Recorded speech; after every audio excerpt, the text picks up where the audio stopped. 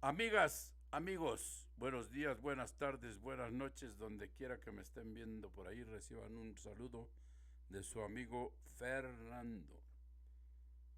Amigos, amigas, hoy quiero compartir con ustedes este video que trata acerca de un asunto que se va a poner caliente de aquí en adelante. A partir de hoy empezó con el gran periodista Manuel Pedrero, y más que se va a poner mañana con la mañanera de la presidenta, de nuestra presidenta Claudia Sheinbaum.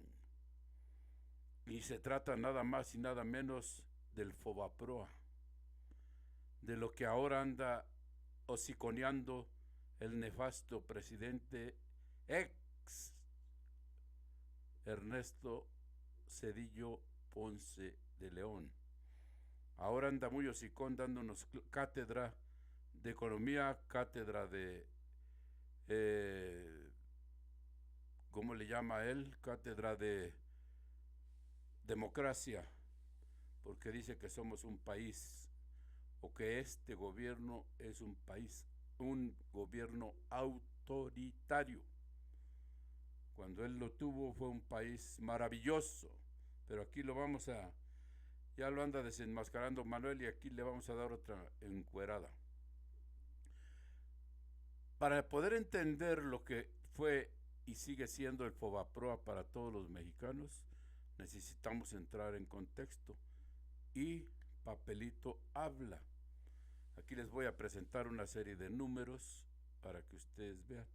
Pero déjenme decirle, para entrar en contexto, que todo empieza con este ilustrísimo personaje, que bien decía el presidente López Obrador, desde hace 36 años, con 36 años de neoliberalismo, no dejaron más que pobreza y desolación y una corrupción que todavía no termina.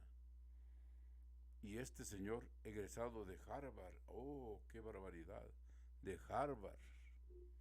Muy bien, dejémoslo de lado por lo pronto y vámonos al asunto, porque el tiempo nos come. Miren, para poder entender lo que es el Fobaproa, inicia aquí, con la privatización de los bancos.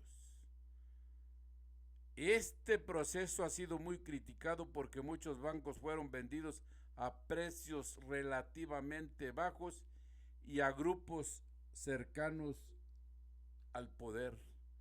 Qué casualidad. Había habido una nacionalización previa en el 82 con el presidente José López Portillo. Sí, aquel que decía que iba a defender nuestro peso como un perro, pues se quedó en un miau, simple gatito, porque no defendió nada. Entonces viene lo bueno. Durante el sexenio de Carlos de Salinas de Gortari, los bancos de México vivieron un proceso importante. ¿Importante para quién? Para ellos, para los de Villuyo. La privatización con Salinas empieza a darse. Durante el gobierno de Salinas, en el 91-92, se llevó a cabo la privatización de los bancos. Es decir, se vendieron a empresarios privados. Algunos de los principales casos fue como Banamex. Pero ¿qué creen? Puro cuate. Algunos como Cabal Peniche y miren, este es Banamex, este es Bancomer, con el señor Jorge Lanquenó. Pero que vean esta chulada. Serfín fue adquirido por Grupo Financiero Serfín, encabezado por, ¿quién creen? Ernesto Zedillo Jr., hijo del futuro presidente, porque todavía no lo era. Puros cuates. ¿Qué sabían de bancos? Nada. Igual había otro personaje de por allá de Tabasco, Cabal Peniche, que también adquirió un banco por ahí. ¿Y qué creen que hacían? Se autoprestaban y le prestaban dinero a puros cuates sin garantías ni más. No hay, como dicen, no hay banco que aguante estos trancazos. y luego se viene la crisis del 94 cuando entra el señor nefasto Zedillo.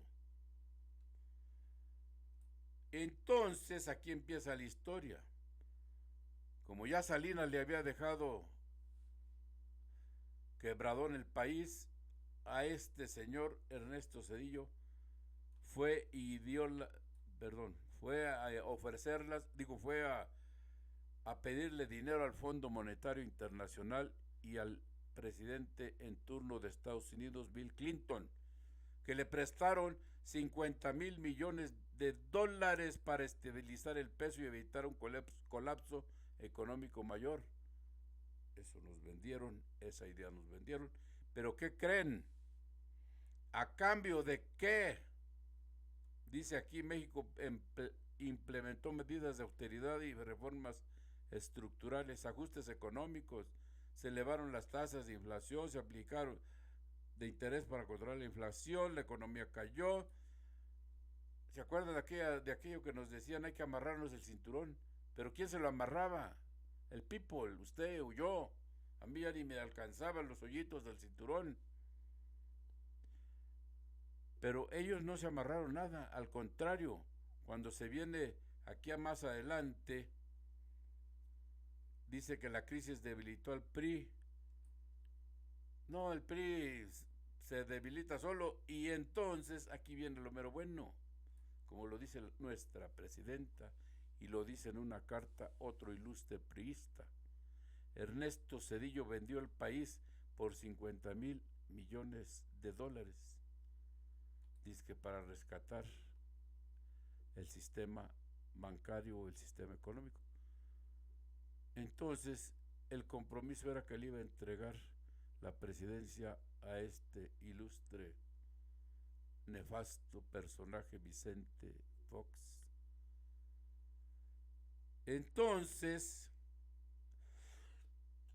un segundito, se viene lo que se llama el efecto tequila. El efecto tequila fue una crisis financiera que afectó a México a finales del 94 y se llama así porque el tequila es una bebida típica mexicana y el nombre fue acuñado por inversionistas y analistas internacionales. ¿Qué causó el efecto tequila? Pues las principales causas fueron inestabilidad económica, hubo varios eventos que generaron incertidumbre como el levantamiento del ZLN, el asesinato de Luis Donaldo Colosio y el cuñado de Salinas de Gortari, José Francisco Ruiz Massieu.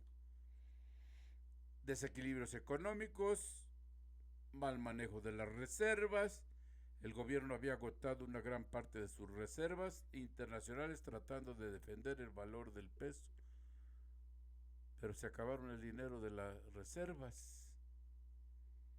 Total que provocaron una crisis económica tremenda. El PIB mexicano se contrajo en el 95, hubo un fuerte aumento del desempleo y la inflación. Estados Unidos y organismos intervinieron con un paquete de rescate financiero para estabilizar la situación. Claro, ya habían acordado. ¿Cómo afectó a la gente común? Crecimiento de la pobreza, según datos de la época, millones de personas cayeron en situación de pobreza, especialmente en zonas urbanas.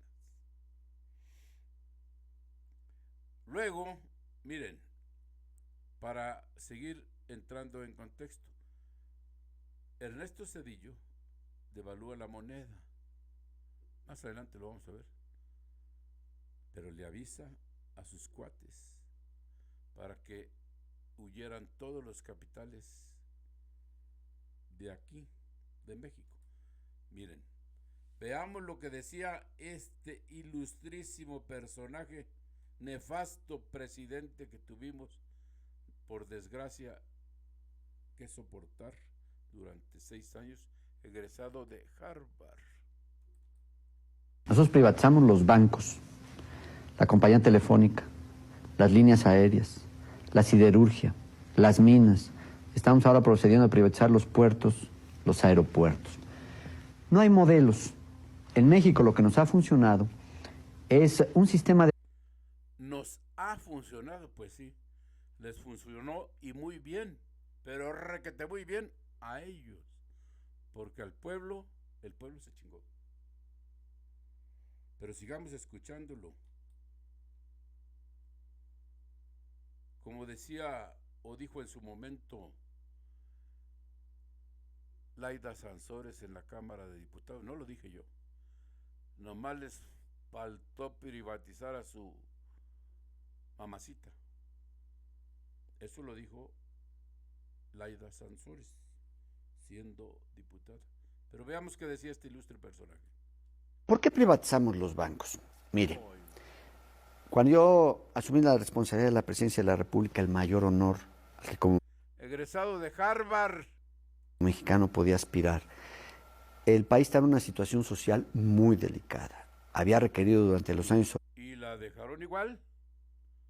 ¿O acaso no dejaron 60 millones de pobres? 80, de un gran ajuste frente a los excesos de endeudamiento de los 70, y ese ajuste había tenido una repercusión en una baja sensible en los niveles de vida de la población. Pues aplicamos una expresión de sabiduría popular. Los bienes son para remediar los males. Sabiduría pura, sabiduría popular. Qué chulada. Pero hasta ahí le vamos a dejar a este señor porque no quiero que les vaya a provocar gómitos. Sigamos con lo que es el Fobaproa, mis queridos amigos. Miren, esto era el Fobaproa, o esto sigue siendo el Fobaproa, Fondo Bancario de Protección al Ahorro. Ajá, ¿cómo no? Su papel se volvió especialmente polémico durante la crisis económica del 94-95, cuando se utilizó para rescatar a bancos en quiebra mediante la compra de deudas incobrables. ¿Qué hizo el Fobaproa? Rescató bancos en crisis, adquirió miles de millones de pesos en créditos vencidos de los bancos para evitar su quiebra. Pues sí, no los iba a pagar él. Transformó la deuda privada en deuda pública. Eso significó que los mexicanos a través del gobierno subieron la deuda de los bancos, lo que generó una fuerte crítica pública. Rescata a los bancos, mandó a los cuentavientes a los fregados, a los de billetes, todos ellos salieron ganando y hasta más. Controversias, falta de transparencia, muchos cuestionaron qué deudas se pagaron y a quién se benefició. Y allí el asunto. Costo elevado, se estima que el rescate bancario costó al país cientos de miles de millones de pesos que se siguen pagando a través del presupuesto público. Miren, cuando esto sucedía, Ernesto Zedillo quiso vendernos la brillante idea de que este salvamento iba a salvar a los bancos y al país, y únicamente iba a costar 175 mil millones de pesos. ¿Y qué creen? Un segundito. Lo que se llamó el efecto tequila. Tras la devaluación del peso, muchas empresas y personas no pudieron pagar sus créditos. Los bancos enfrentan quiebras masivas y el Fobaproa interviene para salvar el sistema financiero. El rescate bancario. El Fobaproa convierte deudas privadas de bancos y empresarios en deuda pública. En ese momento se estima que se absorbieron 552 mil millones de pesos de deuda. ¿Qué tal? Luego seguimos. El tema llega al Congreso, se revela que el Fobaproa benefició a grandes empresarios. Pues claro, ese era el chiste. Porque a nosotros, que ustedes digan, ay, se beneficiaron todos los empresarios y los bancos y el país salió adelante. Entonces, ¿por qué dejaron tantos pobres? Y aunque se prometió investigar abusos, pocos responsables rindieron cuentas. Hasta la fecha ahí anda de hocicón Ernesto Zedillo dándonos cátedras. Y aquí vemos algunas de las empresas que rescató: Grupo Alfa, Grupo Posadas, Vitro, Cinemex y Cinemark, Grupo Saltillo. ¿Y qué creen? La joya de la corona, siempre ha salido beneficiado: Ricardo Salinas Pliego, el no pago impuestos. Grupo Citur de Jorge Díaz Serrano, aquel que fue director de Petróleos Mexicanos. Hipotecaria Su Casita. Empresarios ligados a Bancrecer, Banca Cremi, Unión de Crédito y otros, entre otros. Muchos de estos bancos fueron rescatados directamente, beneficiando a sus dueños y principales clientes, lo que les decía yo. Se rescataron a los bancos y a sus machuchones. Al pueblo, el pueblo ahí que se ingue. Muchos nombres fueron protegidos o no divulgados completamente por el secreto bancario. Y varios de los beneficiarios alegaron que actuaron de buena fe. Pues claro. ¿Quién ha dicho que actuaron de mala fe? Si son unas hermanitas de la caridad, como decía el presidente Andrés Manuel López Obrador. Toda la semana se la pasaban ingue al pueblo, y el domingo iban y se confesaban y ponían el marcador en ceros, y otra vez el lunes a seguir ingando. Luego miren, vean lo que representa el Fobaproa, porque muchos despistados se van con la finta. Ay, es que redujeron el presupuesto a salud.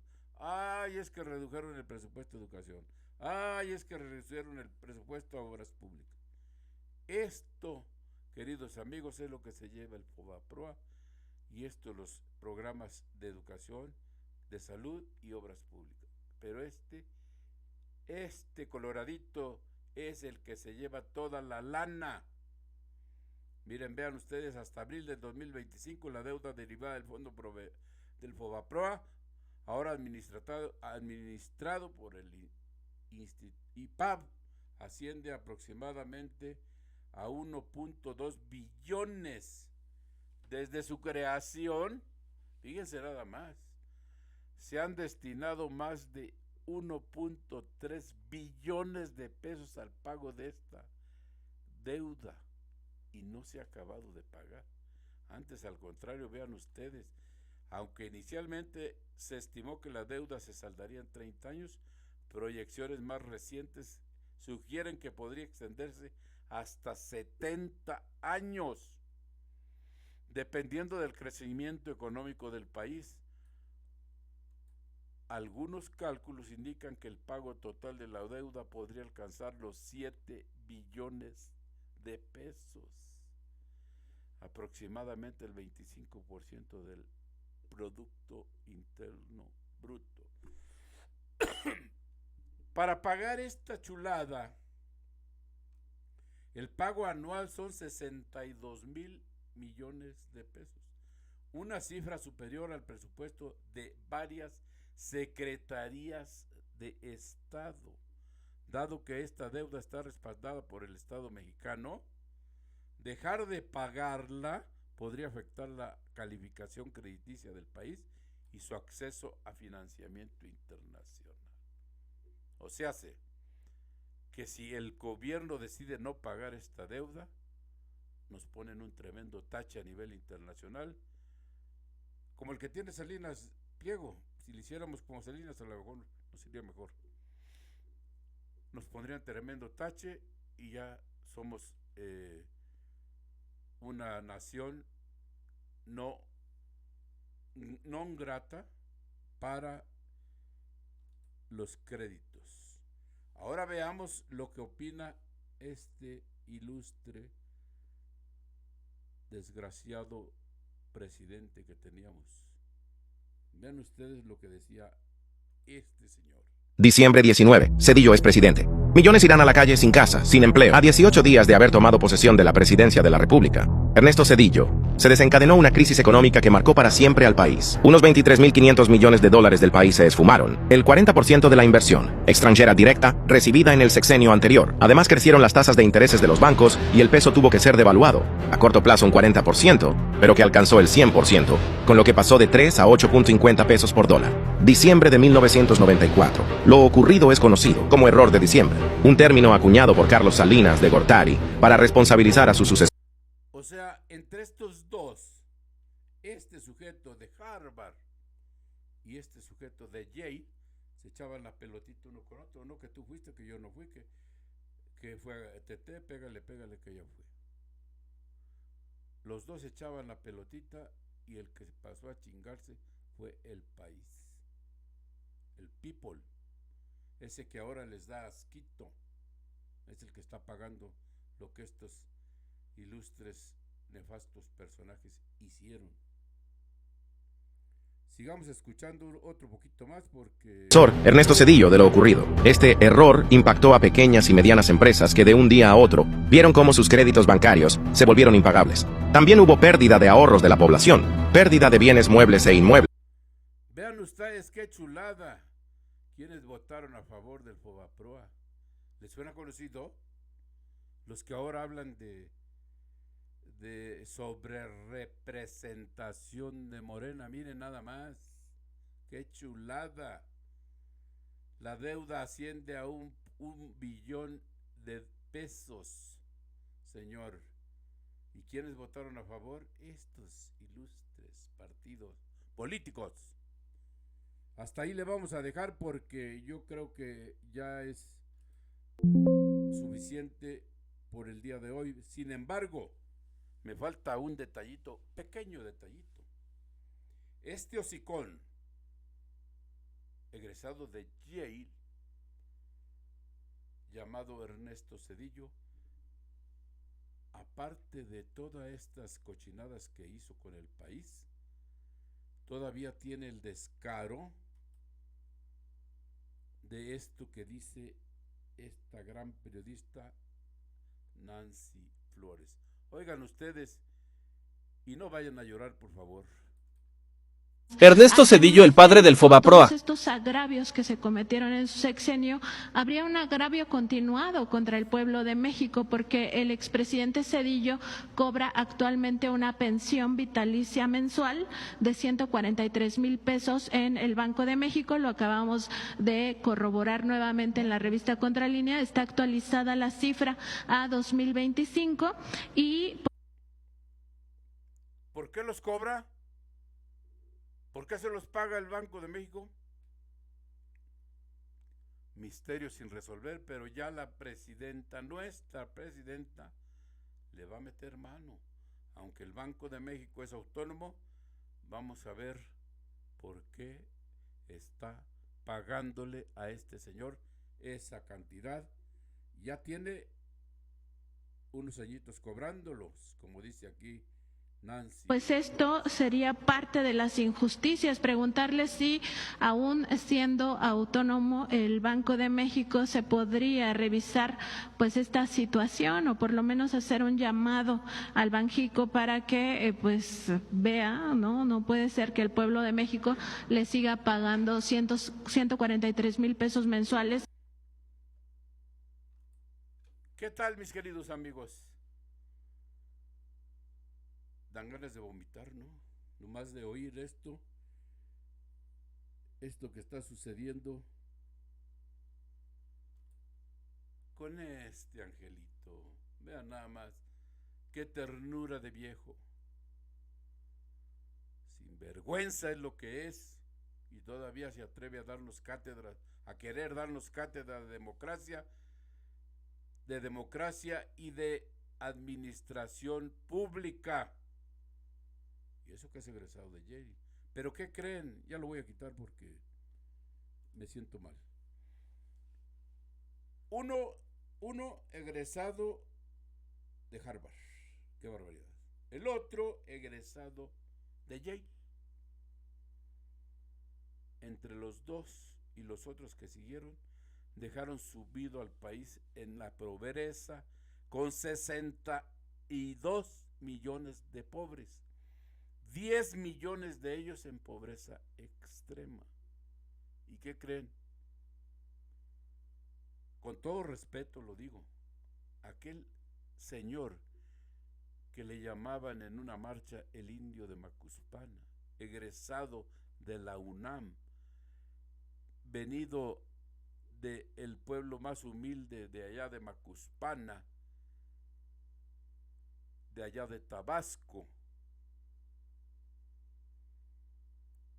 que muchos lo odian, porque esa es la verdad, por su forma de vestir, por su forma de ser, por su forma de hablar, por sus orígenes.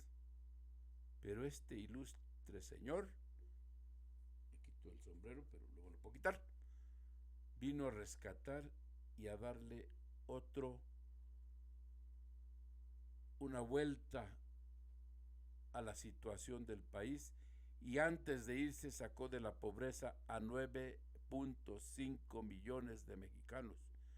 Estableció programas sociales, hizo obra, hizo todo lo que estos inútiles no pudieron hacer, más que sembrar corrupción, que todavía hay por allí, que es algunas de las cosas que critican los carroñeros, los detractores, los agoreros de las desgracias. Ven un piquito que se robaron por aquí, otro piquito por allá, o muchos millones por acá, y hacen un escarnio pero tremendo. Pero este señor de origen humilde, que salió egresado de la UNAM, les vino a dar su chinga. Les enseñó cómo se gobierna y cómo se dirige a un país, tanto económica como políticamente.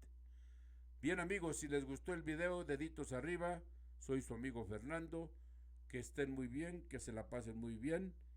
Bye bye, nos vemos en el próximo video. Adiós.